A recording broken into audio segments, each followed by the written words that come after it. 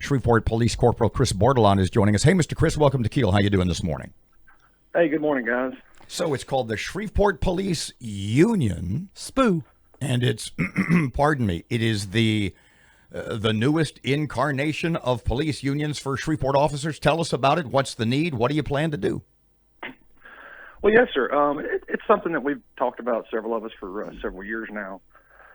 And we wanted to get back involved on the state and national level. And so we partnered with IUPA, the International Union of Police, in order to bring a charter back here to Shreveport so that we have some, short-term goals to work on here in Shreveport, as well as some stuff we'd like to see get done in the legislature. Like what? Well, one of the things we'd like to talk about is our longevity pay that is not written into statute, but it is for the fire department, and that's one of the things we'd like to take a look at. You also have concerns about how the city is handling your benefits, I guess, your insurance coverage, educational funds, etc. Are those some issues you hope to have talks with the administration about? And do you think their door is open to that? Yes, I do believe the administration at this point, their door is open. We'd like to have talks and we'd like to see action, but we also want to be involved in coming up with a plan. We have several ideas that we would like to implement or see implemented as to ways we could possibly just improve the quality of life for our officers. Like suggestions for the mayor. If you were talking to the mayor right now and said, "Hey, you could take this step and make things better for us." Well, one thing we need to look at, especially going forward, is our retention and our ability to recruit good, qualified officers. And of course, the pay raise is the first and foremost thing on people's minds. But so going forward, I think. Pardon me, Mr. Chris, what are you going to do? What will you be able to do? What plan do you have to implement these ideas that the Shreveport Police Officers Association is not doing or has failed to do? Well, I can't speak intelligently on what the current association has plans for or is doing, because I'm not a member of that, so I don't want to misstate anything that they have going on. One of the things that we would like to see is an increase in our education incentive with the Shreveport police officers. We have not had an increase in that, I believe, since its inception. So in days going forward, if we're going to recruit and retain qualified employees, we need to focus on paying young people that have paid for their education and trying to recruit them to come to Shreveport and stay in Shreveport and use that education here in town. Chris Bordelon, he's a corporal with the Shreveport Police Detective Office. How many members in this union to this point? I believe we're at 93 as of today, unless we've picked up some in the past day or two. And how expensive is it? What are the dues to join? Folks, cops listening. Our dues are $25 a month. Now we pay dues to the International Police Officers Union, and I believe $10.50 of that goes directly to them. So our dues are pretty cheap for the product that you're getting.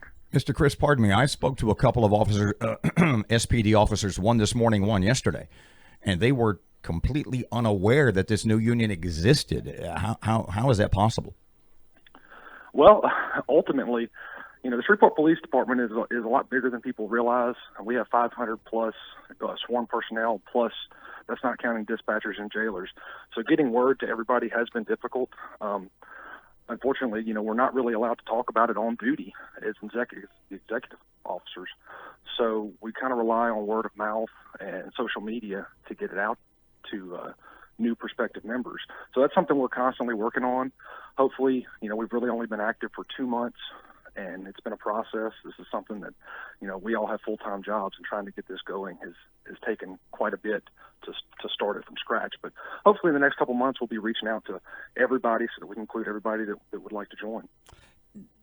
I have a suspicion. You can tell me if I'm crazy or not, okay? The Shreveport Police Officers Association urged its members to vote against the bond issue in the fall. Was that the spark for this? I'm not going to say that was the spark for this. No, this is something that I know I can speak. Our president of this union, Miss Angie Wilhite, me and her have been talking about this for years, and it really has nothing to do with SPOA. I mean, that was something that they did. I don't believe that they spoke for everybody in their association when they did that. However, that really had nothing to do with what we were doing. We want to see Shreveport Police succeed, and we would like to work with the administration and be completely transparent, and we expect transparency from them. This is an organization that's going to hold itself and the administration and officers and citizens accountable for their actions. So this really has nothing to do with them. Is it hopeful? Are you and the members hoping that at some point you can have an actual contract, a deal with the city that would give you things like, bluntly speaking, strike leverage, etc.? Well, if we're still under civil service protection, we cannot strike. That would be illegal. But we would like to have some collective bargaining. We just want to be involved in the process going forward of, our policies that we create and things of that such. Chris, will y'all be politically active? Will you endorse candidates? Will you take action on bond issues, etc.? That's going to be up to our members. We're trying to implement and have implemented a voting system in which every member of our union can vote via email. So if there's something that we feel we need to get involved with politically, that's something we would put out to our members to have them vote on it. But, our executive board is not going to be making any decisions like that. We won't be endorsing any candidates unless our members want that. We know about the conditions at the police station. We've seen the videos. We've seen the building in person. Have y'all taken a position on what's the answer to that? Is it building a whole new structure? Is it relocating somewhere else? What's the answer to that? Well, I mean, ultimately, we will eventually have to get out of the building that we are in. I believe everybody believes that, and that's a full-blown conclusion at this point. Now, whether or not it needs to be with a bond issue, whether or not it needs to be with substations, that's something that the finance people are going to have to really take a look at. But I don't think it's up for any debate whether or not we need to be out of that building. And I think in the future we'll see some changes coming with that. You said a couple of seconds ago there's more than 500 members of the Shreveport Police Department. You're a new union, just kind of kicking off, been in place a couple of months. Say January 1st or December 31st of 2020, what would be a successful number of members that to have? That's a tough question.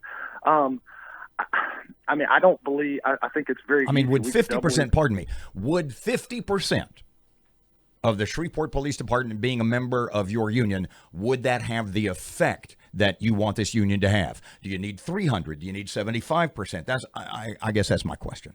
How many do you need to consider yourself to be an effective and representative union of the SPD?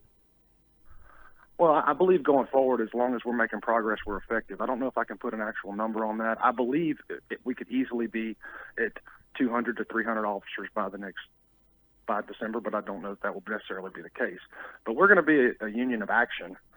So, I mean, whether we have 10 people or 500 people, we're going to be moving forward and trying to make things better for the Shreveport Police Department.